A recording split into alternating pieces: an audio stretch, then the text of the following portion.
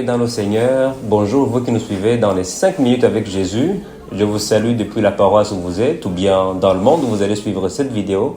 J'espère que vous vous portez bien. Alors pour la pensée d'aujourd'hui, je préfère vous envoyer dans Genèse 20.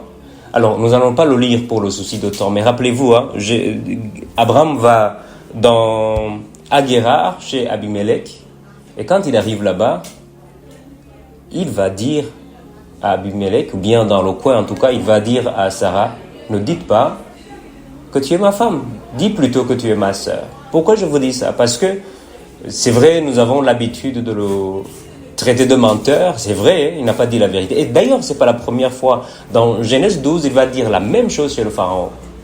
Alors ma question pour vous ce matin, peut-être Abraham c'est le père de la foi, ainsi de suite, vous le connaissez tel que vous le connaissez, mais des fois aussi, on rigole, on se moque de lui, il a menti quand même.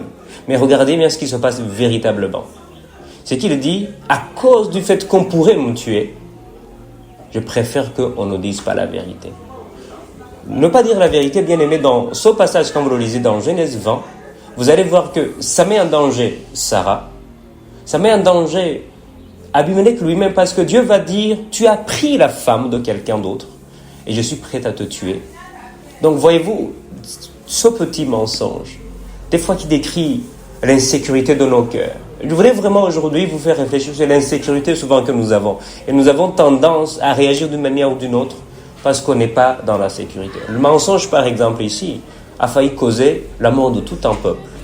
Parce qu'il n'était pas en sécurité. Est-ce que vous n'êtes pas en sécurité ce matin? Ou ce jour, pendant l'heure que vous allez regarder?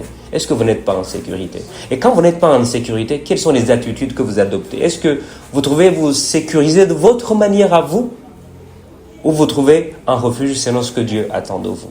Ne mentez pas. Ne trouvez pas des petites solutions parce que vous n'êtes pas à l'aise. Ne faites pas comme Abraham ici. Et regardez, après, Abimelech va dire, Seigneur, tu vas me tuer alors que je suis juste, je n'ai rien fait de mal. Vous savez, nos petits mensonges peuvent avoir des conséquences sur les personnes innocentes. Donc, soyons des personnes de vérité. Ne projetez pas notre insécurité dans ce que nous faisons, dans ce que nous sommes sur les autres. Ne poussez pas les autres à mentir pour vous. Ne poussez pas les autres à tomber dans le péché parce que vous êtes dans l'insécurité. Qu'est-ce que Dieu dit de vous? Qu'est-ce que Dieu pense de vous? Je voudrais vraiment vous réfléchir pour que nous ne soyons pas dans nous ne faisons pas des solutions inspirés par la peur, mais inspirés par la confiance de ce que Dieu est pour nous. Dans ce passage, Dieu dit à Abimelech que Abraham est un prophète. Ici, ce n'est pas le débat d'un prophète qui ne dit pas la vérité ou quoi que ce soit, mais c'est un serviteur de Dieu. Comment on peut marcher en servant Dieu et ne pas quand même être dans la certitude de ce que Dieu dit? Je vous invite vraiment, pendant cette semaine, vous allez réfléchir en début de cette semaine, à réfléchir dans quel domaine vous êtes en insécurité. Dans quel domaine où vous avez tendance à adulcorer la vérité pour que vous soyez accepté, pour que vous soyez en sécurité.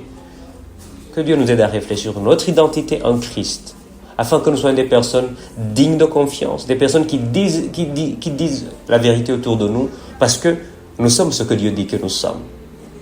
Ne cherchons pas à nous expliquer, écoute, tu sais, je n'ai pas vraiment menti, dit Abraham, parce qu'à vrai dire, c'est ma sœur, mais honnêtement, ce n'est pas sa sœur, c'est déjà sa femme.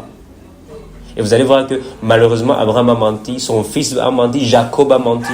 Ne soyons pas des personnes qui déclenchent un cycle de malédiction dans nos familles parce que nous sommes en insécurité. Laissez Dieu rétablir notre identité. Que Dieu vous bénisse abondamment. Bonne semaine à tous.